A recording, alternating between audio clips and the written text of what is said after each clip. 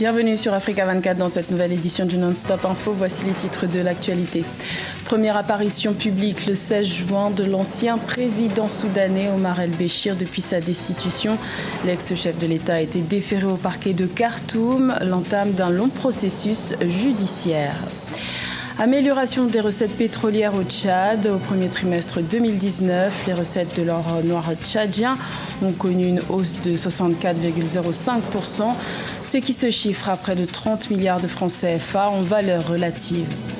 Et le secteur touristique poursuit son embellie en Tunisie. Les indicateurs du secteur affichent une nette amélioration avec 1,55 milliard de dinars enregistrés au terme des 5 premiers mois de l'année 2019.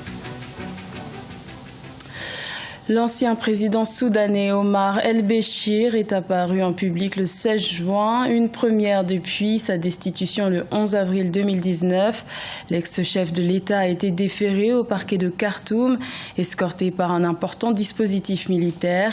Il est poursuivi par la justice soudanaise pour corruption, possession illégale de devises étrangères et réception illégale de cadeaux, des charges dont il a été informé une fois sur place. Écoutons à ce propos l'avocat congolais Brice Nzamba. Il faut déjà distinguer et connaître un peu la constitution soudanaise, ce qu'elle dit. Puisque en principe, un chef d'État ne peut pas être attrait devant les tribunaux pour des faits qu'il aurait commis durant l'exercice de sa fonction, puisque vous savez, il y a l'immunité du chef de l'État. Donc, en revanche, quand un chef d'État n'exerce plus et qu'il est devenu un citoyen comme les autres, on peut en ce moment-là l'attraire devant les tribunaux pour qu'il réponde des faits qui sont constitutifs d'infraction à la loi pénale. Donc là, comme il s'agit des faits de corruption, je pense que l'ex-président soudanais peut être attrait devant les tribunaux. Il peut répondre donc de ces faits-là. Et donc, cela peut aussi servir politiquement parce que ça envoie un signal fort pour tous ceux qui font de la politique au Soudan et ça leur instruit que pour l'avenir, ceux qui vont prétendre à être chefs d'État devront répondre des faits si jamais ils sont convaincus d'infraction postérieurement à l'exercice de leur fonction. Voilà. Donc, c'est juridiquement c'est possible de le faire.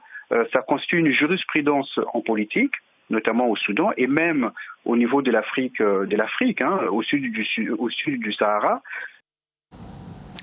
Également dans l'actualité, l'ancien président égyptien Mohamed Morsi s'est éteint ce lundi 17 juin à l'âge de 67 ans à la suite d'un malaise au tribunal. L'ex-chef de l'État égyptien, issu de la confrérie des frères musulmans, était en détention depuis près de 6 ans. Il avait été emprisonné par les autorités depuis sa destitution en juillet 2013 par Abdel Fattah al-Sisi, chef de l'armée à l'époque et actuellement président égyptien. Mohamed Morsi, premier président librement élu de l'histoire de l'Égypte, a été déféré ce mardi matin au Caire dans la plus grande discrétion.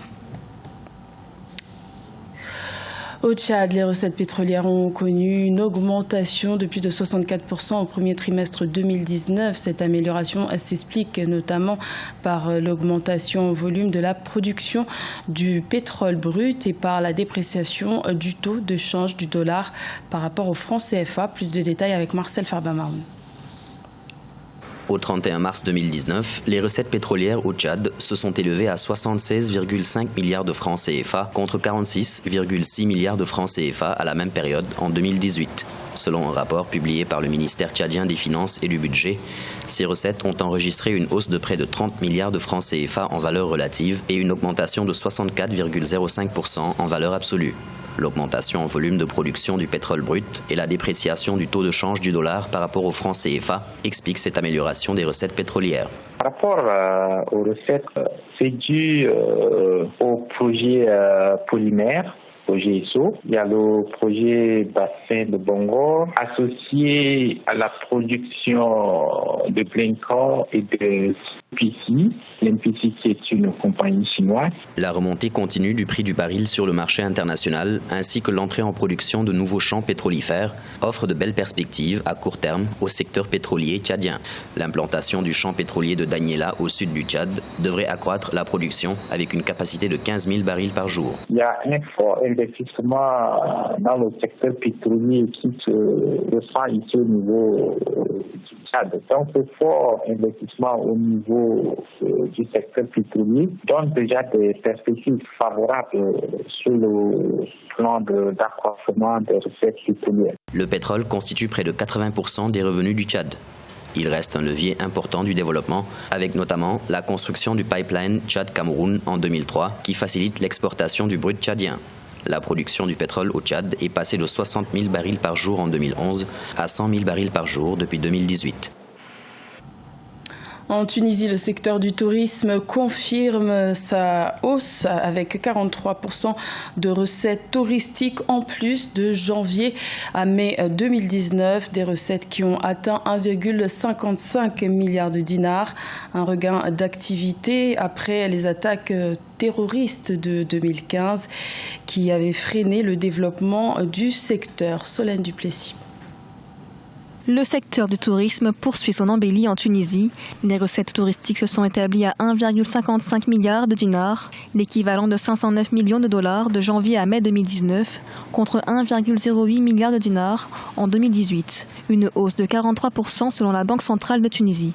On voit bien que la destination Tunisie est parmi les moins chères de la région, puisque depuis 2011, depuis la révolution tunisienne, il y a eu un effondrement du tourisme et du coup, le prix s'est effondré aussi. Et depuis maintenant 2-3 ans, il y a une reprise, comme la destination est très très bon marché. Outre les recettes touristiques, le nombre d'arrivées en Tunisie a également connu une amélioration. Sur les 5 premiers mois de 2019, le pays a accueilli 2,44 millions de touristes étrangers. Une tendance à la hausse qui devrait s'accélérer avec l'arrivée de la saison estivale. Une reprise pour le secteur qui avait été fortement impacté après les attaques terroristes de 2015. Il y a globalement un retour...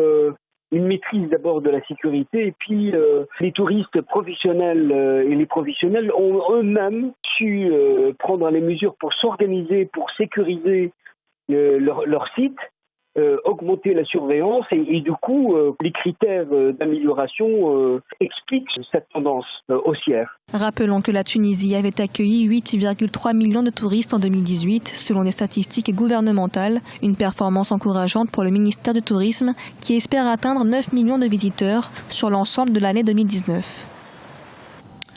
Cap sur le recyclage électronique au Cameroun, le gouvernement envisage d'améliorer sa capacité de traitement des déchets électroniques grâce à une démarche d'industrialisation de l'activité de recyclage. Objectif, passer de 50 tonnes de déchets traités actuellement à 5000 tonnes en 2022. Paul Marcel Mayagui. Au Cameroun, ce sont plus de 80 000 tonnes de déchets électroniques qui sont produits chaque année, des déchets majoritairement recyclés par le secteur informel. Pour optimiser les recettes de cette activité, des initiatives privées se développent en partenariat avec le ministère de l'Environnement. Si on a des organismes ou bien l'État qui se lancent dans cette professionnalisation, je crois qu'il y a des bénéfices pour nous, qui moyen davantage de protéger notre environnement. Avec l'industrialisation du secteur du recyclage des déchets électroniques, le Cameroun envisage de multiplier son volume de traitement. Il entend passer de 50 tonnes à 5000 tonnes de déchets électroniques traités annuellement d'ici à 2022. La gestion des déchets électroniques sera une opportunité pour les opérateurs qui sont dans le secteur. Mais maintenant, en termes d'impact sur le produit intérieur brut, je pense que c'est pas vraiment quelque chose qui va impacter le produit intérieur brut, à moins qu'on ne devienne le pays leader en matière de traitement des déchets électroniques en Afrique. Pour le ministère en charge de l'environnement au Cameroun, la professionnalisation du secteur permettra la création de près de 160 emplois directs et des milliers d'emplois indirects. Mais aussi, elle va favoriser l'amélioration des conditions de vie et de travail de plus de 500 acteurs informels qui exercent dans ce secteur d'activité. Éradiquer les maladies endémiques en Afrique centrale, c'est l'objectif fixé par les experts internationaux et les professionnels de la santé.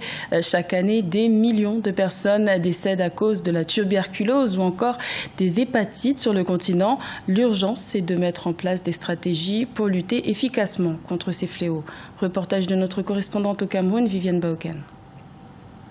La tuberculose est l'une des 10 premières causes de mortalité dans la zone CEMAC. Selon les statistiques, elle est également l'une des premières causes de décès évitables chez des personnes vivant avec le VIH. Au Congo-Brazzaville, par exemple, le pays enregistre près de 424 cas de patients infectés sur 100 chaque année, le taux de prévalence le plus élevé dans la sous-région. Alors il y a plusieurs raisons pour expliquer encore ce taux élevé des cas de tuberculose. Je prends par exemple le cas de mon pays. Vous savez que nous traversons une situation difficile et qu'avec le mouvement des personnes au niveau du pays, donc cela favorise l'augmentation des cas de tuberculose. Il y a également aussi la non-maîtrise de l'infection en VIH.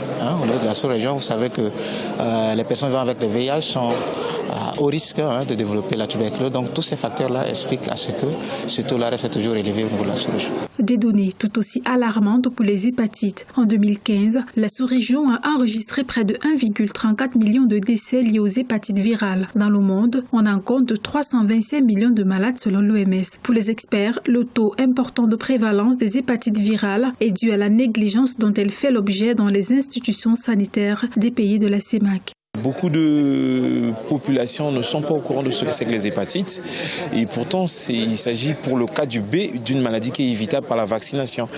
Mais hélas, c'est une maladie qui ne bénéficie pas de l'aura que bénéficie par exemple le VIH, alors que les deux maladies se transmettent à peu près de la même manière, mais en termes de priorité, les hépatites virales continuent de souffrir. Pour l'Organisation de la lutte contre les endémies en Afrique centrale, il est question de mettre en place des stratégies pour l'éradication de ces maladies endémiques dans la sous-région. Des stratégies qui passent par la sensibilisation, le dépistage, la vaccination et la mise sur pied des activités de prévention. C'était le journal de la rédaction. Merci de l'avoir suivi. L'information continue sur Africa 24.